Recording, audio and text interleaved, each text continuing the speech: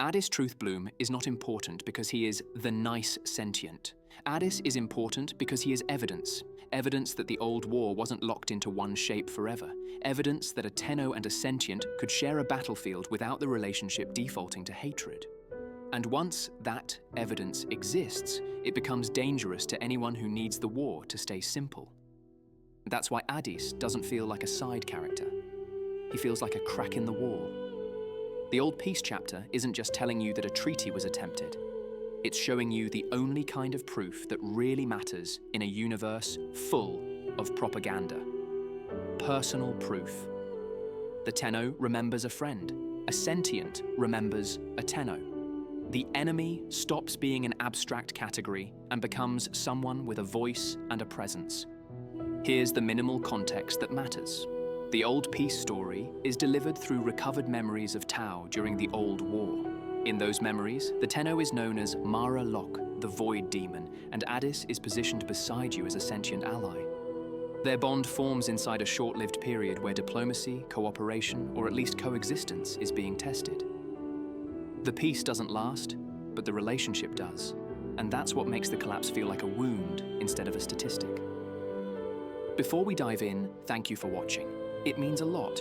If this kind of lore breakdown is your thing, a like and a sub helps me a ton and keeps these videos coming. And let me know in the comments what other games or series you want me to cover next. I'm always looking for good worlds to dig into. Addis matters on 3 levels at the same time. The first is emotional. He's the anchor that makes Tau feel lived in instead of legendary. Warframe lore can be very mythic. Executors, experiments, super weapons, cosmic threats. Addis drags all of that down into the mud and the smoke and gives it a heartbeat. If you care about Addis for even a second, you automatically understand why the Old Peace would have been worth attempting, and why its failure would have been catastrophic.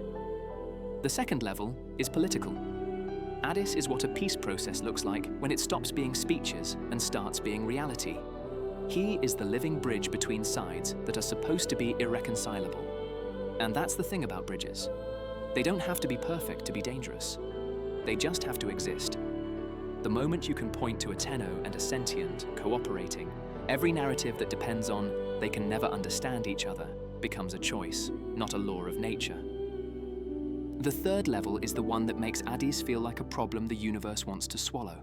Addis doesn't only fight beside you, he restores, he stabilizes. The story frames him as someone who can pull sentience back from a fractured state, using something that reads like a lullaby, a resonance, a pattern that re-knits what's coming undone. And in Warframe, restoration is never just healing. Restoration is identity, it's mind, it's continuity. That's a huge deal, because sentients are not presented as simple robots. They're adaptive intelligences shaped by stress and survival. They change. They become what they must become. When something in that system fractures, you don't just lose a body. You lose a self. So a figure who can restore sentience is not merely a medic. He's a keeper of personhood. And that kind of power makes Addis valuable in a way that becomes ugly very fast. During peace, he's a symbol. During war, he's an asset. During a cover-up, he's a liability. Those 3 versions of Addis can't coexist in the same world for long, because each one points in a different direction. Symbol points to reconciliation. Asset points to exploitation. Liability points to removal. This is where Addis starts to change what the Tenno's memories mean. If the Tenno remembers Addis, then the Tenno remembers that peace didn't fail because it was impossible. It failed because something broke it. And once you accept that, you start seeing the Old Peace not as a sincere tragedy, but as something that was made useful. Useful to people who benefit from permanent war. Useful to people who need the Tenno to remain pointed at the correct target. Because Addis doesn't just add emotion to the story, he makes the Tenno's past incompatible with obedience. A Tenno who bonded with a sentient is a Tenno who can doubt orders. A Tenno who can doubt orders is a Tenno who can refuse them. And that single step, doubt to refusal, is the step the Orokin could never tolerate in the long run. Addis is the reason the Old Peace can't simply be forgotten naturally. He is the kind of memory that would keep resurfacing, even if you wipe documents. Even if you silence officials, even if you seal archives, a friendship doesn't behave like a file. It behaves like a scar. It changes how you react to everything that comes after. So the story does what empires do when evidence grows legs. It separates the evidence from the future, it isolates it, it removes it. Not because Addis is the strongest fighter, but because Addis is the strongest contradiction. And the moment you view him that way, his disappearance stops being just a sad ending. It becomes part of the mechanism. Not a casualty of chaos, but a piece being taken off the board because it makes the board impossible to control. That's the part people intuitively feel, even if they don't put it into words. Addis is erased because he makes the old peace real, and the old peace being real makes the old war morally unstable. It introduces a question the Orokin cannot afford to let the Tenno carry forward. If peace was possible, why did we go back to slaughter? Once that question exists, every order that follows becomes harder to justify. Every kill the sentience directive becomes complicated by a remembered face. And Warframe's Orokin era is built on one core requirement. The Tenno must be effective, and effectiveness is easier when the world is painted in clean enemy colors. So Addis is removed in a way that feels clinical, not like a heroic sacrifice that resolves anything, more like evidence being confiscated. The kind of removal that doesn't even need to be explained, because the logic is obvious to anyone who understands power. If you can't let the witness speak, you don't argue with him, you take him.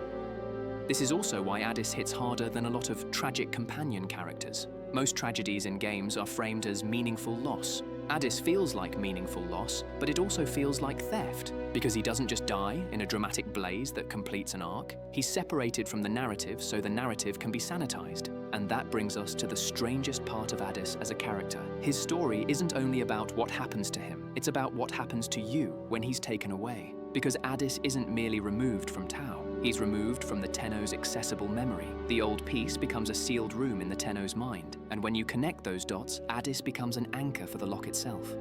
If you remove the memory of the friendship, you remove the emotional reason the Tenno would resist the official story later. You don't just hide a treaty, you reshape the Tenno's relationship to the entire conflict. This is where Addis becomes inseparable from the idea of cover-up.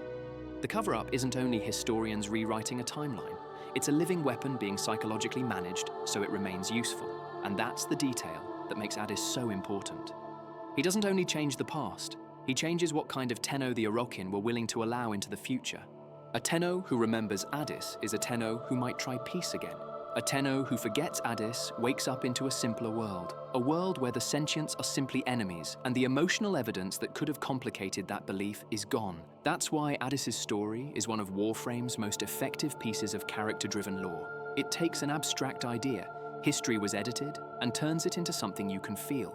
You don't just learn that the old peace was erased, you experience what erasure costs. It costs a person, it costs a bond. It costs a version of yourself that was possible once and then was sealed away. Addis also reframes the sentience in a subtle but powerful way. He shows a sentient capacity that isn't only adaptation for war, it's compassion, curiosity, loyalty, a willingness to cooperate with something the sentients are trained to fear, the void-touched Tenno. That alone makes Addis a threat to the simplest sentient narrative as well. If sentience can contain empathy toward the Tenno, then their own war mythology becomes complicated too. So Addis sits in the middle of two propaganda machines at once. Orokin propaganda needs sentience to be permanently irredeemable. Sentient propaganda needs the Tenno to be permanently monstrous. Addis is the character who breaks both stories with the same act, friendship. And the reason the ending of his arc feels so cold is because the universe reacts to that break the way power always reacts. It closes ranks, it eliminates the anomaly, it restores the simpler version of reality. By the time the dust settles, the old peace becomes something that never happened. Not because it didn't happen, but because the people who could prove it did are gone, silent, or locked behind a memory barrier. Addis is the most painful part of that because he's the most human proof the story gives you. In the end, Addis isn't just a tragedy. He's a message. The old peace wasn't erased because it failed. It was erased because it almost worked, and the existence of that almost is the most dangerous kind of truth in Warframe. That's what Addis changed. He made it impossible to pretend the war was fate, and once you can't pretend that, someone has to remove the reminder. The word restore is doing a lot of heavy lifting in Addis's story. Warframe is a universe where almost everything is damaged in a way that is hard to reverse. Bodies get replaced, minds get rewritten, names get stripped, people become tools. So when the old piece introduces someone who can bring a sentient back from a fractured state, it isn't just introducing a helpful ally. It's introducing a concept the setting rarely allows.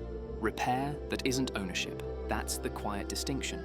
The Orokin repair things by turning them into property. They repair bodies by cloning them into dependency. They repair loyalty by conditioning. They repair problems by hiding them. Even their miracles are controlled. Addis's restoration reads differently. It reads like coherence returning, like a mind settling back into itself instead of being forced into a new shape. And that matters because sentients aren't simply machines you can swap parts on. They're adaptive intelligences. Their identity is an evolving pattern. When the pattern fractures, you don't just lose function. You lose continuity. A being that adapts too hard becomes something else. A being that breaks too hard becomes noise. So the ability to restore is the ability to preserve personhood. That's why Addis's lullaby idea lands so well. A lullaby is a pattern, a repeated structure, a rhythm that tells the nervous system it's safe. In a story full of weapons, Addis uses something that is almost embarrassingly gentle. Not because he's naive, but because gentleness is a technology of its own. And in Warframe, gentleness is rare enough to feel alien. It also explains why Addis changes the Tenno. The Tenno's relationship to the Void is usually framed as power with a cost. The cost is distortion. The cost is intrusion.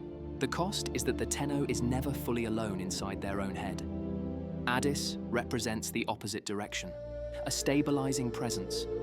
A friend whose power doesn't rip reality open, but stitches a mind back together. That's why Addis is dangerous beyond the politics of a treaty. He's a counterforce. In a universe that keeps escalating into stranger forms of brokenness, Addis looks like a small answer to a huge question. What if healing is possible without domination? And that question is exactly what the Orokin could not allow to spread. Because the Orokin weren't merely fighting the sentience, they were fighting accountability. If a future exists where sentience and Tenno can reconcile, then the Orokin's entire justification for what they did to the system gets thinner. The war stops being necessary. It becomes chosen. And once the public can imagine a chosen war, they can imagine the Empire being guilty. So Addis becomes the kind of being the Orokin would study with one hand and bury with the other. Study him because he's useful. Bury him because he's destabilizing. If he can restore sentience, he can strengthen them. If he can strengthen them, he can prolong the enemy. But if he can restore them toward peace, he can also end the war in a way the Orokin can't control. That paradox is why his existence cannot be tolerated for long. Addis isn't a weapon the Orokin can reliably point. He's a bridge that points in its own direction. And that's the deeper cruelty of his erasure. It isn't only that the old peace fails, it's that the one thing that made the peace feel like it might become real, a living bond between supposed absolutes, gets confiscated. Like a forbidden book pulled from a shelf and locked away because it might give people the wrong ideas. Addis also reframes something that Warframe has always danced around. What it means for a sentient to be alive in the moral sense. For years, sentience had been presented through the lens of threat, adaptation, invasion, weapons that learn. Even sympathetic sentient figures tend to carry an aura of inevitability, like their nature is to oppose. Addis breaks that. He behaves like a person first and a faction member second. Curiosity, loyalty, humor, fear, care. The kind of emotional texture that makes it harder to reduce him to enemy tech.